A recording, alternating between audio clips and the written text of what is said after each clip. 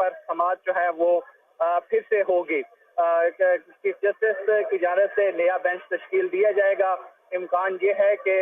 जो 6 जजेस इन दरखास्तों पर समाअत कर रहे हैं वो इस बेंच का हिस्सा होंगे और ये चीफ जस्टिस की सवाबदीद है कि वो किसी और जज को भी इस बेंच का हिस्सा बना सकते हैं। और अदालती अमले की जानिब से ये बताया गया है कि 11 बजे दोबारा बेंच बैठेगा और इन दरखास्तों पर समाअत का आगाज फिर से होगा। ठीक है इमरान, आप साथ ही रहेगा। ब्यूरो चीफ इस्लामाबाद अदील बड़ाइच भी हमारे साथ मौजूद है, उनसे इस हवाले से जो पेशरफ्त है मजीद उस हवाले से जानते हैं। अदील, आप आगाह कीजिएगा, क्या मामला चल रहे हैं, क्या पेशरफ्त हो सकी है? 11 बजे नया बेंच तश्कील दिया जाएगा। जी बिल्कुल, इस वक्त जज साहिबान चैम्बर में मौजूद है, मशावरत हो रही है और लाइकली है कि 6 जज साहिबान इस केस को सुनेंगे और ये केस एक ऐसी स्टेज पे था, बिल्कुल अपने कंक्लूजन की जानिब बढ़ रहा था। अगरचे जो प्राइम मिनिस्टर की जानिब से एक बड़े ताकतवर वकील को मैदान में उतारा गया और उसके बाद अभी बड़े अहम आर्गूमेंट्स भी होने थे, लेकिन ये केस अब चंद घंटों का रह गया था। ऐसे में जो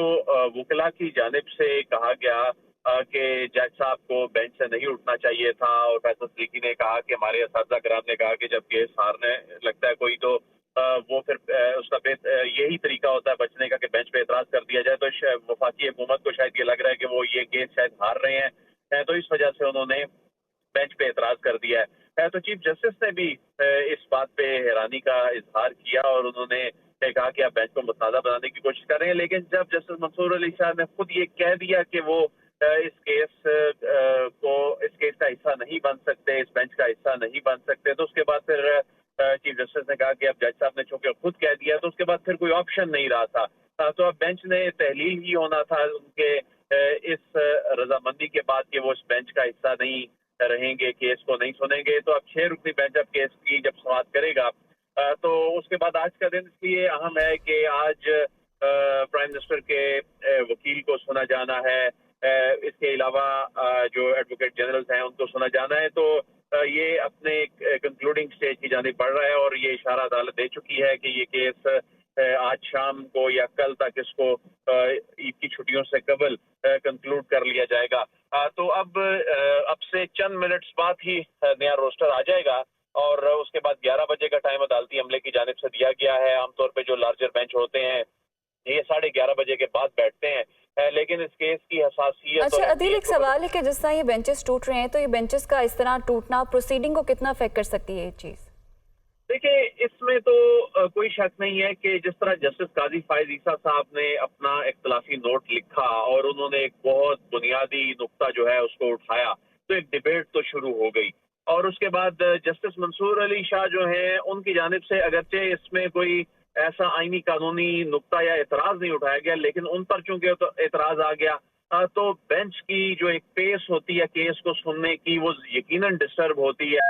क्योंकि ये जज साहिबान के लिए भी ज़ाहिर सरप्राइज था और इसमें पहले दिन ही ये वाजे हो चुका था कि जस्टिस मंसूर अली शाह के ऊपर कोई एतराज जो है वो किसी को नहीं है। उन्होंने खुद ही अगर पूछ लिया था और उसके बाद जाने से एतराज होना और उसके बाद इसको रोकने की कोशिश की गई, इस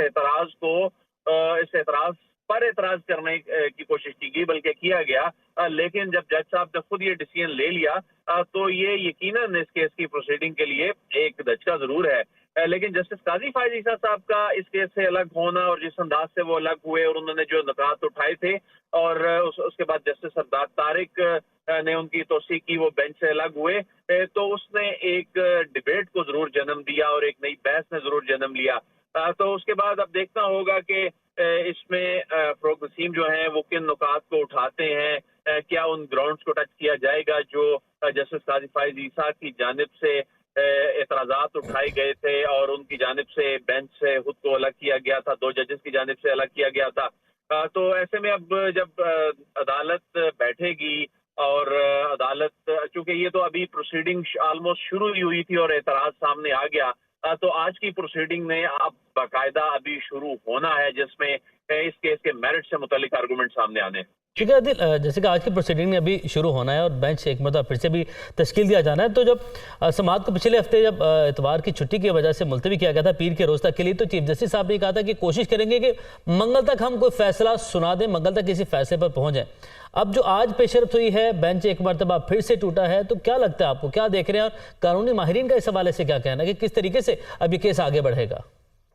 देखिए, अगर तो नए जजेस की इंक्लूजन होती है बेंच में तो उसमें डिस्टर्बेंस जरूर होती है, उसमें फिर उनको नए सिरे से केस को समझना पड़ता है, फाइलें पढ़नी पड़ती हैं, तमाम जो आर्गूमेंट्स हैं या तहरीरी तौर पे जो दिए गए गुजारिशात होती हैं उनका जायजा लेना पड़ता है। लेकिन अगर पहले से मौजूद जज साहिबान ही इसको कंटिन्यू करेंगे, जो कि ऐसा ही लगता है और इसमें कोई इसके अलावा कोई दूसरा ऑप्शन नजर नहीं आता, तो ऐसे में इस केस की जो कंटिन्यूटी है, इसका तसलसल है, उस पे सच कोई टाइम के हवाले से कोई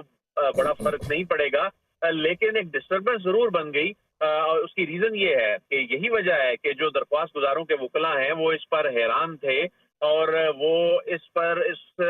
अमल को रोकना चाहते थे कि बेंच ना टूटे, क्योंकि जाहिर है एक जो तसलसल था चीजों का, आर्गूमेंट जिस अंदाज में आगे चलने थे, तो एक और जस्टिस मंसूर अली शाह के हवाले से इसलिए मैं ये कहना चाहूंगा कि जितने भी रेलेवेंट क्वेश्चन, जो इतने अहम तरीन क्वेश्चन जिन जज साहिबान ने उठाए हैं, उसमें सर फहरिस्त जस्टिस मंसूर अली शाह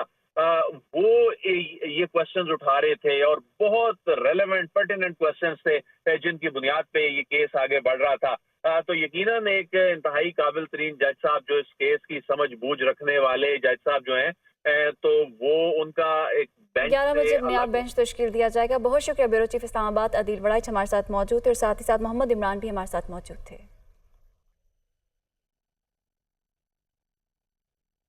आपको बताएं कि नवाज शरीफ